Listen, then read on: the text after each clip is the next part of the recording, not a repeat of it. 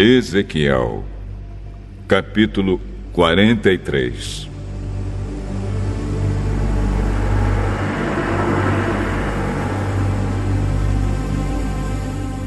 O homem me levou até o portão do lado leste, e eu vi que daquele lado vinha vindo a glória do Deus de Israel. A voz de Deus parecia o rugido do mar, e a terra ficou iluminada com a sua glória. Essa visão foi parecida com aquela que eu tive quando Deus veio para destruir Jerusalém. Também foi parecida com aquela que eu tive na beira do rio Quebar. Então, caí de comprido no chão. A glória do Senhor passou pelo portão do lado leste e entrou no templo. Então, o Espírito de Deus me levantou e me levou até o pátio de dentro. E eu vi que o templo estava cheio da glória do Senhor. O homem ficou ali ao meu lado, e eu ouvi o Senhor me dizer de dentro do templo: Homem mortal, o meu trono está neste lugar. Vou morar aqui, no meio do povo de Israel, e vou governá-lo para sempre. O povo de Israel e os seus reis nunca mais tornarão impuro o meu santo nome, adorando outros deuses, nem sepultando perto do templo os corpos dos seus reis. Os reis construíram a entrada e os pilares do seu palácio encostados na entrada e nos pilares do meu templo. E assim entre nós ficou apenas uma parede. Eles profanaram o meu santo nome por causa de todas as coisas vergonhosas que fizeram. E por isso, na minha ira, eu os destruí. Agora, eles que deixem de adorar outros deuses e levem para longe os corpos dos seus reis. Se fizerem isso, eu viverei no meio deles para sempre.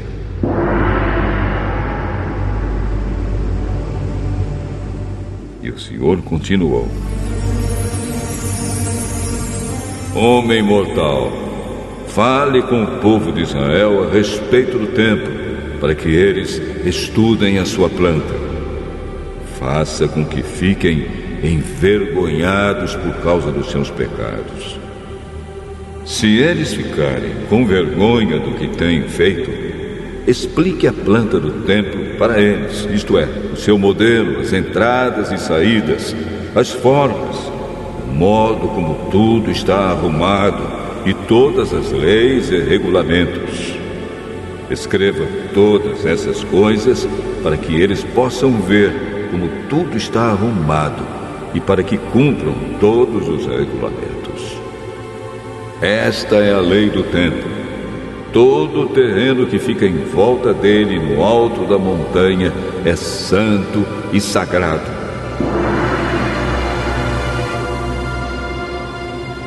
Seguem as medidas do altar, usando-se as mesmas que foram usadas para medir o templo. Na base do altar, em toda a volta, havia uma valeta de 0,5 metro de fundura por 0,5 metro de largura. Do lado de fora havia uma beirada de 25 centímetros de altura. A parte mais baixa do altar tinha 1 metro de altura. A parte do meio media 2 metros de altura e estava afastada 0,5 metro da beirada, em toda a volta. A parte de cima também estava afastada 0,5 metro da beirada, em toda a volta.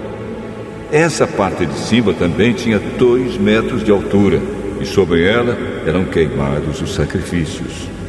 Os 4 cantos dessa parte eram salientes e virados para cima. A parte de cima do altar era quadrada, medindo 6 metros de cada lado. A parte do meio também era quadrada, medindo 7 metros de cada lado. Em volta dela havia uma beirada de 25 centímetros de altura. A valeta media 0,5 metro de largura. Os degraus do altar ficavam no lado leste. O Senhor Deus me disse: Homem mortal, escute o que estou lhe dizendo. Quando o altar estiver construído, você vai consagrá-lo, queimando sacrifícios em cima dele e borrifando nele o sangue dos animais que forem sacrificados.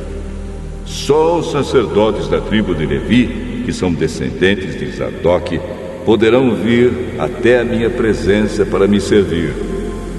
Eu, o Senhor Deus, ordeno isso. Você lhes dará um touro novo para oferecerem como sacrifício para tirar pecados. Você pegará um pouco do sangue desse touro e porá nas pontas da parte de cima do altar e nas pontas da parte do meio do altar e em toda a volta das suas beiradas. Dessa maneira, você purificará o altar e o consagrará. Você pegará o touro que for oferecido como sacrifício para tirar pecados e o queimará no lugar marcado, fora da área do templo.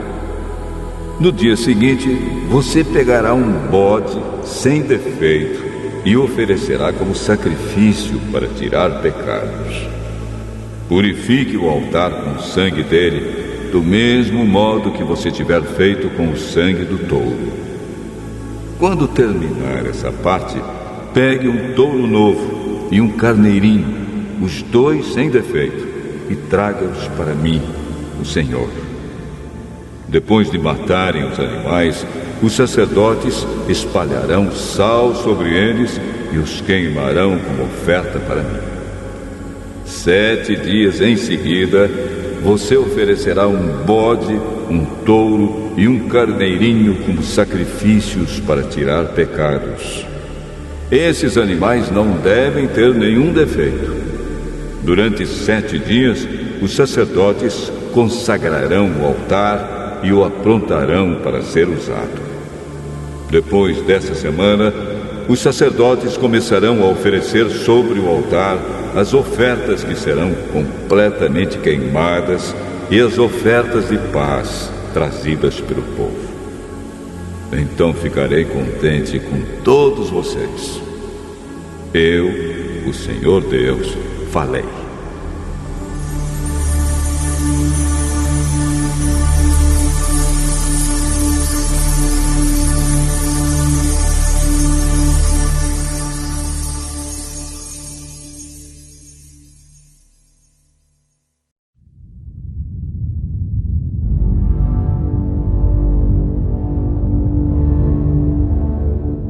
Ezequiel, capítulo 44.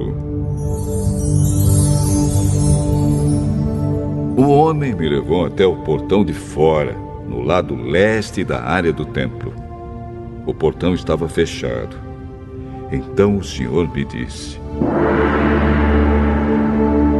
Este portão ficará fechado, nunca será aberto. Ninguém poderá usá-lo, porque eu, o Senhor, o Deus de Israel, entrei por ele. Deve ficar sempre fechado, mas o rei poderá ir lá para comer uma refeição santa na minha presença. Ele entrará e sairá pelo salão interno desse portão.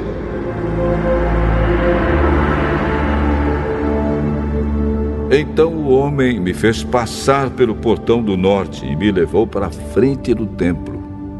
Olhei e vi que o templo estava cheio da glória do Senhor. Eu me atirei de comprido no chão. Então o Senhor me disse: Homem mortal, preste atenção em tudo o que você vir e ouvir. Eu vou lhe dar as leis e regulamentos do templo. Note bem quais as pessoas que têm permissão para entrar no templo e as que não têm.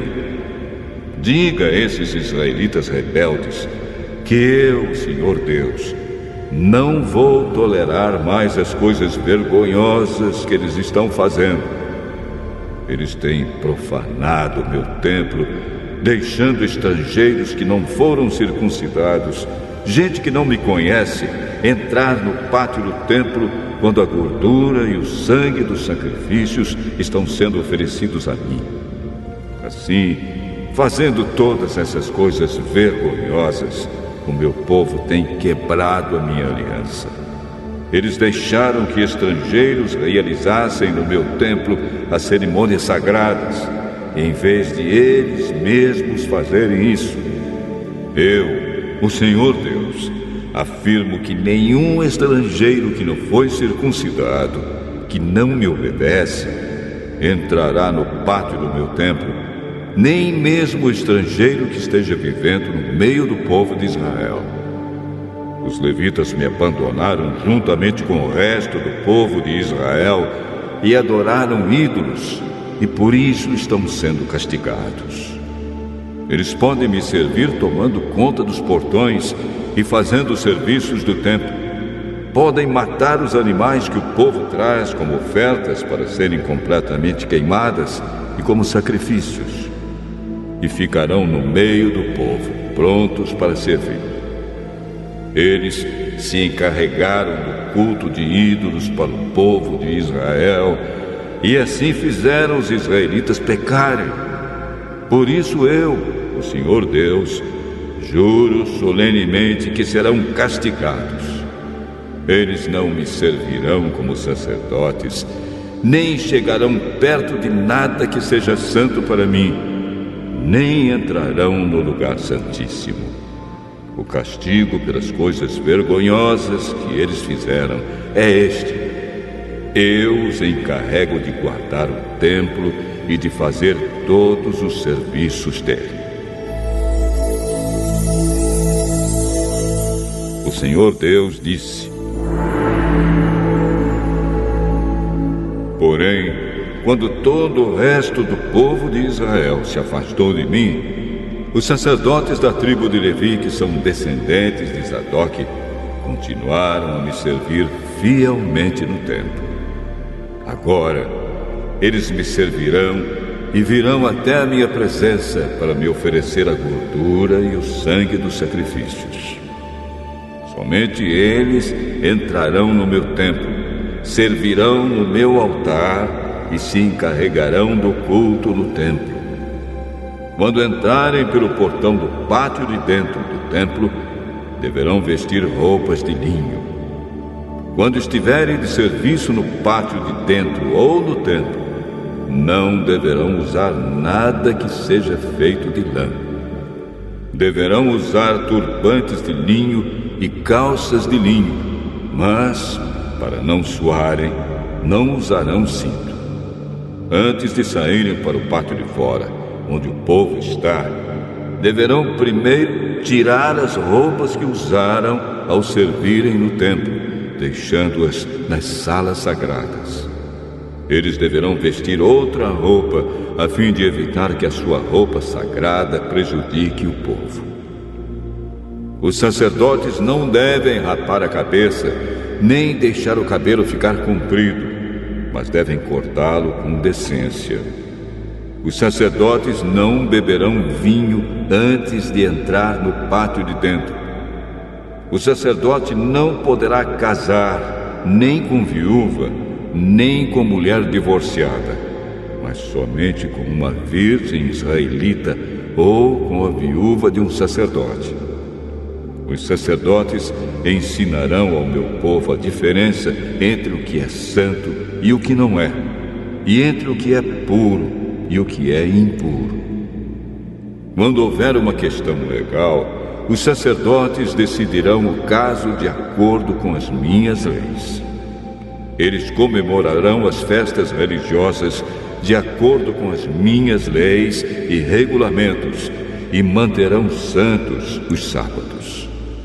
O sacerdote não deverá tocar num morto, porque, se fizer isso, ficará impuro, mas poderá tocar no cadáver do pai ou da mãe, ou de um filho, ou de um irmão, ou de uma irmã solteira. Depois que ele se purificar de novo, deverá esperar 7 dias.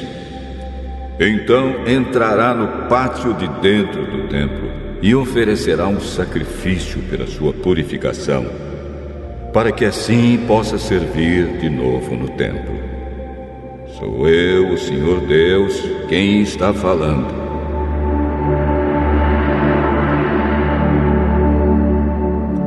Os sacerdotes terão uma herança. Eu sou a sua herança. Eles não terão propriedades em Israel. Eu sou a sua propriedade. As ofertas de cereais e as ofertas feitas para tirar pecados ou culpas serão o alimento dos sacerdotes, e tudo o que for separado para mim em Israel será deles. Os sacerdotes receberão o melhor de todas as primeiras colheitas e de tudo mais que for oferecido a mim. Toda vez que as pessoas assarem pão, darão aos sacerdotes o primeiro pão como oferta, e assim a minha bênção ficará sobre as suas casas. Os sacerdotes não deverão comer nenhum pássaro ou animal que tenha tido morte natural ou que tenha sido morto por outro animal.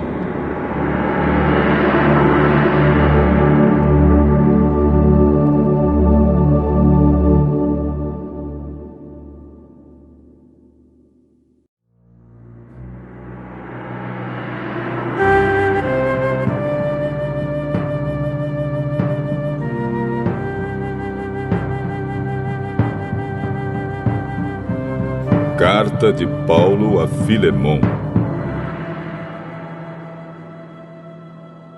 Eu, Paulo, prisioneiro por causa de Cristo Jesus, junto com o irmão Timóteo, escrevo a você, Filemon, nosso amigo e companheiro de trabalho, e à igreja que se reúne na sua casa. Esta carta vai também para nossa irmã Áfia e para Arquipo, nosso companheiro de lutas. Que a graça e a paz de Deus, o nosso Pai, e do Senhor Jesus Cristo estejam com vocês. Meu caro Filemon, sempre que eu oro, lembro de você e agradeço ao meu Deus porque tenho ouvido falar do seu amor por todo o povo de Deus e da fé que você tem no Senhor Jesus. Peço a Deus que a fé que une você a nós faça com que compreendamos mais profundamente todas as bênçãos que temos recebido na nossa vida por estarmos unidos com Cristo. Meu caro irmão, o seu amor tem me dado grande alegria e muita coragem, pois você tem animado o coração de todo o povo de Deus. Por isso, como seu irmão em Cristo, eu sei que tenho o direito de exigir o que você deve fazer. Mas o amor que tenho por você me obriga a lhe fazer apenas um pedido. E faço isso, embora eu seja Paulo, o representante de Cristo Jesus, e agora também prisioneiro por causa dele. Portanto, eu lhe faço um pedido em favor de Onésimo, que é meu filho por estarmos unidos com Cristo, pois, enquanto eu estava na cadeia, tornei-me o pai espiritual dele. Antes ele era inútil para você, mas agora é útil para você e para mim. Eu estou mandando Onésimo de volta para você, e com ele vai o meu coração. Gostaria de obrigá-lo a ficar aqui comigo enquanto estou nesta cadeia por causa do Evangelho, a fim de que ele me ajudasse em lugar de você. Porém, não vou fazer nada sem a aprovação de você, para que o favor que eu lhe estou pedindo não seja feito por obrigação, mas por sua livre vontade. Pode ser que Onésimo tenha sido afastado de você por algum tempo, a fim de que você o tenha de volta para sempre. Pois agora ele não é mais um escravo, porém muito mais do que isso.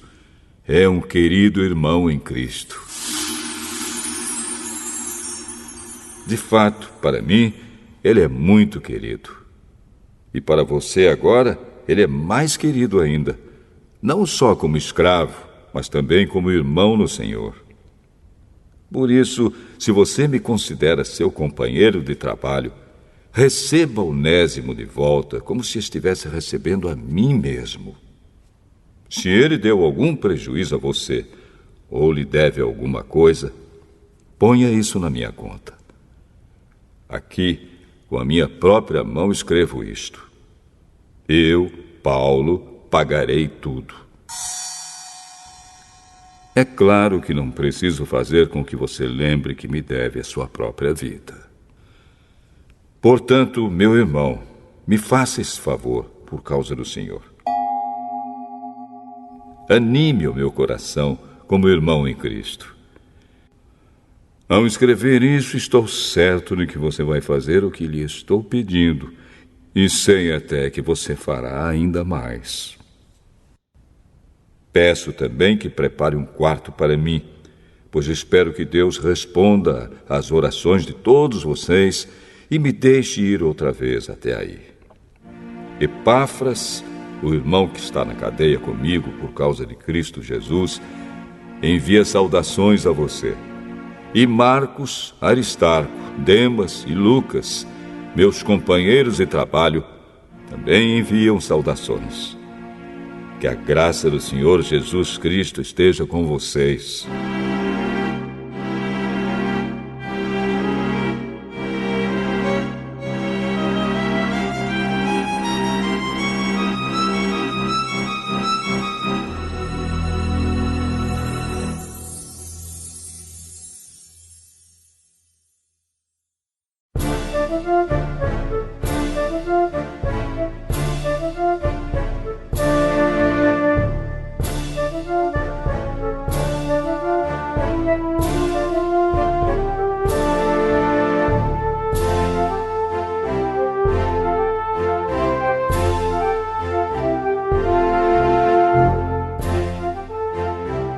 Provérbios, capítulo 2.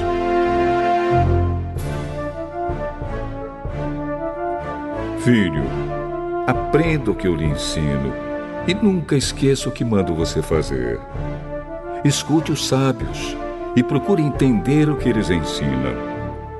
Sim, peça sabedoria e grite pedindo entendimento. Procure essas coisas como se procurasse prata ou um tesouro escondido. Se você fizer isso, saberá o que quer dizer temer o Senhor e aprenderá a conhecê-lo. É o Senhor quem dá sabedoria. A sabedoria e o entendimento vêm dele. Ele dá ajuda e proteção a quem é direito e honesto. Deus protege os que tratam os outros com justiça e guarda os que lhe obedecem.